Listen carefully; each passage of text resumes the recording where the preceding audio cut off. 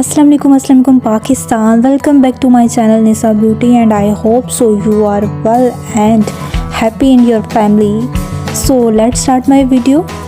तो जी जनाब, अब आते हैं अपने टॉपिक की तरफ। तो सबसे पहले सुबह हम लोग इस्लामाबाद से निकले। खैर सुबह तो नहीं, दिन के 12:30 या 12 या 1 बजे का टाइम था जब हम लोग इस्लामाबाद से निकले। और मामा ने हाथ में तस्बीह उठा ली और पूरे रास्ते में तस्बीह पढ़ती रही, साथ हमें भी डराती रही। कितना लंबा सफ़र है तो कुछ भी हो सकता है। खैर अच्छी हैबिट है, अल्लाह का नाम लेकर हमेशा रास्ते में किसी भी जगह आप जाते हैं तो कोई भी काम करते हैं तो बिस्मिल्लाह करके अल्लाह का नाम लेकर जाना चाहिए।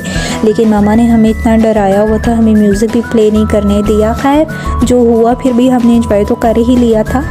तो मैं आप लोगों के साथ अपना सारा एक्सपीरियंस शेयर करूँगी। फुल वीडियो मैं आप लोगों के साथ रास्ते की नहीं शेयर करूँगी क्योंकि वो बहुत लॉन्ग हो जाएगी। तो जितना मेरे लिए पॉसिबल होगा मैं उतनी ऐड करूँगी। तो सबसे पहले मैं आप लोगों को रात से बताऊँगी कि रात को हमारे साथ क्या हुआ। सबसे पहले मम्मा ने मेरे पास आके मुझे बोला कि अपना कोई ढंग का ड्रेस निकालना है, क्योंकि पेशावर में लड़कियाँ इतनी शॉपिंग नहीं करती क्योंकि सबका कॉन्सेप्ट यही होता है।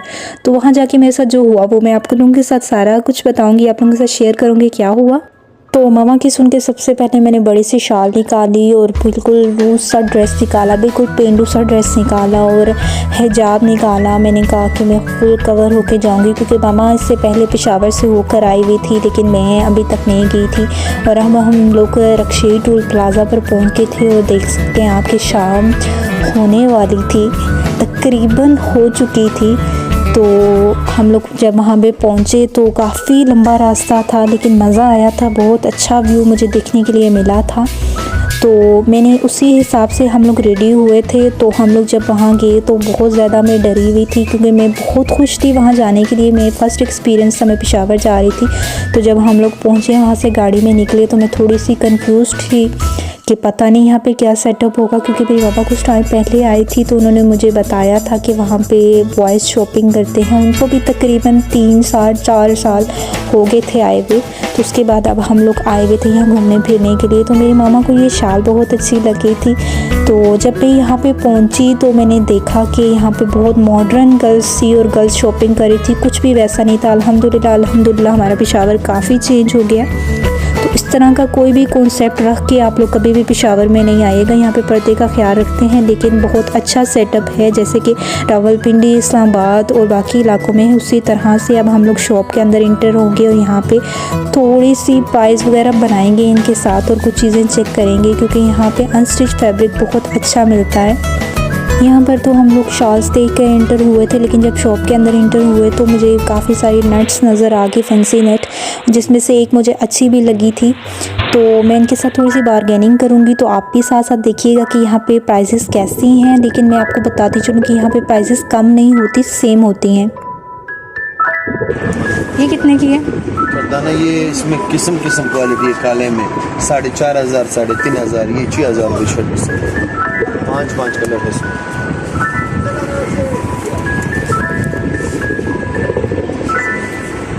शर्ट कह रहे हैं, शर्ट 4,500, 6,500। किस्म किस्म रेट 5,000, 4,500, 3,500। शर्ट दुपट्टा ये सब सारी शर्ट भी सोते, शमीज शलवार दुपट्टा सामने दुकान से मिलता। जी तो प्राइसेस तो आपने जान ली होंगी। ये फैंसी कट दाना नेट की प्राइस थी जो कि लेटेस्ट प्राइस है यहाँ की। हमें हमारी सिटी में ये 5,000 में शर्ट एंड दुपट्टा दोनों मिलते हैं। आपकी सिटी में इसकी प्राइस क्या है ये तो आप ही जानते हैं। मुझे बहुत ज़्यादा एक्सपेंसिव लगी इसलिए मैंने इसको छोड़ दिया था। उसके बाद हम लोग आगे चले बॉयज़ की शॉपिंग के लिए। चीज़ है यहाँ पे दो है।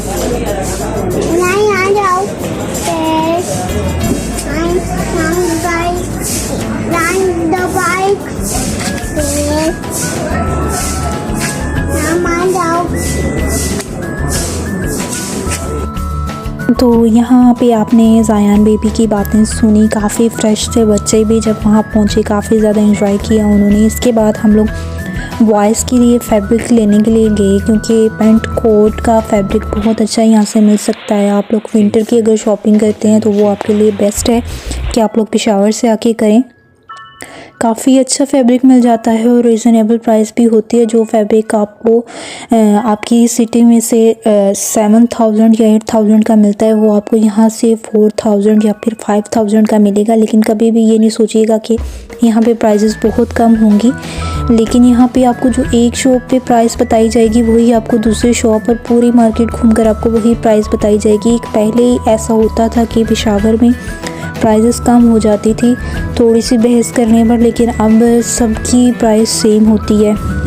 हम लोग यहाँ की फुल मार्केट घूमे थे, रक्षे की फुल मार्केट घूमे थे। उसके बाद हमें सिर्फ एक शॉप से फैब्रिक हमने सारा लिया, बॉयज़ का, और गर्ल्स का हमने दूसरी शॉप से लिया क्योंकि हमने पहले प्राइसेस चेक किए। जब हमने मार्केट घूमकर फैब्रिक चेक किया, प्राइसेस चेक किए, उसके बाद हमने यही डिसाइड किया कि यहाँ से हमें जो सना सबका फैब्रिक ले लेना चाहिए क्योंकि प्राइसेस सब शॉप्स पर सेम थी। ऐसा नहीं था कि वो हमें जो सा प्राइस बहुत एक्स्ट्रा लगा रहे थे, लेकिन उनकी अपने वहाँ के लोगों के लिए प्राइस अलग थी, लेकिन जो बाहर से आते हैं उनके लिए प्राइसेस अलग थी। यहाँ पे मैंने गर्ल्स के कुछ कुर्ते देखे थे और मैं देख रही थी गर्ल्स की भी कुछ स्टिच फैब्रिक्स में मुझे मिल जाए, तो मुझे कुछ भी अच्छा नहीं लगा था क्योंकि मुझे ये थोड़ा सा ना ओल्ड स्टाइल में लग रहा था, तो मैंने फिर छोड़ दिए। उसके बाद हम लोग एक और शॉप में गए जहाँ पे अनस्टिच फैब्रिक बहुत सारे थे, वो भी मैं आपको दिखाऊंगी। यहाँ पे आप लोग देख सकते हैं काफ़ी सारे कुर्ते लगे हुए थे। ये बहुत ज़्यादा फैंसी और सितारों के वर्क में थे जो कि मुझे सीक्वेंस में बिल्कुल भी अच्छे नहीं लग रहे थे। जब भी आप कहीं घूमने फिरने जाते हैं तो वापसी पे आप लोगों को सबके लिए कुछ ना कुछ लेके जाना है, तो इसी हिसाब से मैं भी कुछ ड्रेसेस देख रही थी कि मैं जाते हुए कुछ तो लेके जाऊं। ऐसा ना हो कि मैं पेशावर से जाऊं और खाली हाथ जाऊं, तो इसी हिसाब से मैं भी ड्रेसेस देख रही थी। तो हम लोग फुल मार्केट यहाँ की विज़िट की हमने, लेकिन हमने शॉपिंग सिर्फ 2 दुकानों से की।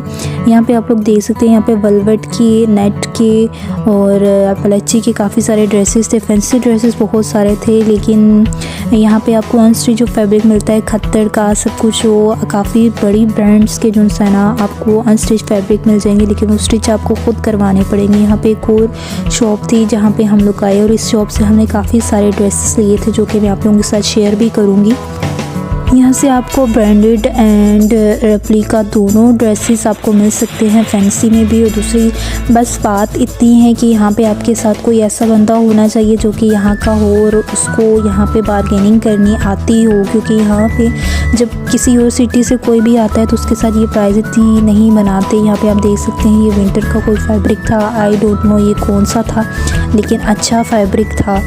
तो यहाँ पे काफ़ी अच्छे ड्रेसेस थे और इनसे फिर हमने काफ़ी सारे ड्रेसेस लिए जो कि मैं आप लोगों को दिखाऊंगी भी, क्योंकि हमने काफ़ी सारे ड्रेसेस गिफ्ट करने थे भाई की शादी में भी और उसके बाद भी। तो हमने काफ़ी सारे फैब्रिक्स गर्ल्स के यहाँ से लिए। तो उसके बाद हम लोग ये आप देख सकते हैं मेरा क्लिप में कितनी फजूल सी रेडी होकर गई थी। पाकिस्तान के कल्चर से तो आप लोग वाकिफ़ हैं कि सालों गुजर जाते हैं शादी को, लेकिन फिर भी जब भी कोई भी आता है तो खाली हाथ घर से नहीं भेजा जाता। इसीलिए हमने काफ़ी सारे ड्रेसेस ले लिए थे, क्योंकि हमें यही था कि जो भी आएगा तो उसको खाली हाथ ही भेजना है, कुछ ना कुछ दे के भेजना है। तो इसलिए एक बार आज आए हुए हैं तो काफ़ी सारी चीज़ें लेकर जाएं। उसके बाद हमने गर्ल्स की शॉपिंग को कंप्लीट करने के बाद हमने बॉयज़ के ड्रेसेस लेने स्टार्ट किए। पहले तो हमने फुल मार्केट को विज़िट किया, उसके बाद फिर हमने यही डिसाइड किया कि रात हो रही है और अभी तक हमने कुछ भी नहीं लिया और प्राइसेस यहाँ पे सेम हैं, तो इसलिए अब कुछ भी लेते हैं और चलते हैं। फिर हमें जो सबसे बेस्ट वहाँ पे फैब्रिक लगा वही हमने सबके लिए सेम ड्रेसेस लिए, लेकिन डिफरेंट कलर्स में।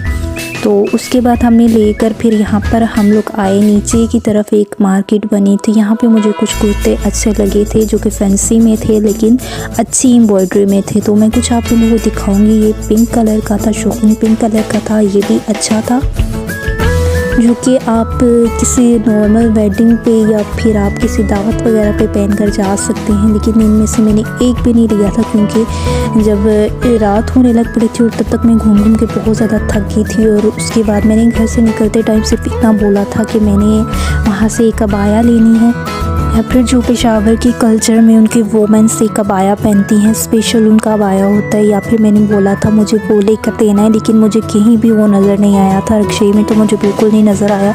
या फिर मुझे यहाँ की मार्केट का पता नहीं था इसलिए, लेकिन मुझे वो नहीं नज़र आया तो मैंने बोला मैंने कुछ भी नहीं लेना, मैं ऐसे ही घर जाऊँगी। तो फिर मजबूरन मुझे खाली हाथ ही वापस आना पड़ा पेशावर से। तो यहाँ पे आप देख सकते हैं हमने बॉयज़ के काफ़ी सारे ड्रेसेस लिए थे, लेकिन डिफरेंट कलर्स में। फैब्रिक हमने सेम रखा था लेकिन हमने कलर चेंज किए थे, क्योंकि जिसको जो अच्छा लगे वो वही रख ले। तो यहाँ पे हमने मेरे भाई जो उनसे हैं वो काफ़ी बार यहाँ पे आए हुए हैं, उनको पता था सबसे बेस्ट फैब्रिक कौन सा है और जो कि अब यहाँ पे मार्केट में न्यू है। तो उन्होंने ही डिसाइड किया था कि हमें क्या लेना चाहिए। और तकरीबन 4,500 या 5,000 का हमें एक ड्रेस पड़ा था, लेकिन फैब्रिक उसका वो वाला था जो कि आप पेंट कोट का बना सकते हैं या फिर आप वेस्ट कोट का बना सकते हैं। तो हमने ले लिया था कि जिसका जो दिल किया वो वही बना लेगा। वो ये यहाँ पे फैब्रिक काफ़ी ज़्यादा देते हैं, मतलब आप नॉर्मल जो बॉयज़ का ड्रेस होता है वो आप बनाते हैं तो उसमें से भी काफ़ी ज़्यादा फैब्रिक बच जाता है। इसके बाद आप देख सकते हैं यहाँ पे, क्योंकि शाम हो गई थी, शाम तो पहले ही हो गई थी, रात होने लग पड़ी थी। और जो सा फिर हमने डिसाइड किया कि अब हम लोगों को घर जाना चाहिए। और यहाँ पे गर्ल्स के काफ़ी सारे कुर्ते लगे हुए थे, यहाँ पे इसी तरह से बाहर लगे होते हैं, मुझे तो ऐसे ही नज़र आए। जो स्टिच में थे वो मुझे बाहर ही नज़र आए और कुछ बेसमेंट पे थे। उसके बाद हम लोग गाड़ी में बैठे और हमने कहा आप चलो जी अब घर चलते हैं, बहुत देर होगी। तो उसके बाद हमारा यहाँ पे टूर ख़त्म हुआ पेशावर का और हम लोग यहाँ से निकल पड़े घर के लिए। और उम्मीद करती हूँ कि आप लोगों को मेरा व्लॉग आज का अच्छा लगा होगा। अगर आपको अच्छा लगा हो तो मेरी वीडियो को लाइक कर दीजिएगा, मुझे कमेंट करके बताइएगा और अपना बहुत ज़्यादा ख्याल रखिएगा।